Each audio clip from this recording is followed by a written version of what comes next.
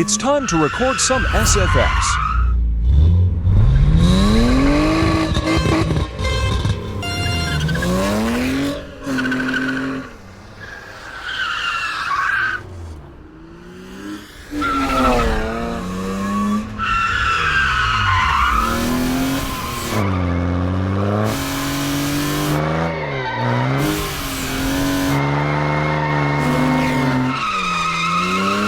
Now you know that Artlist has the best SFX.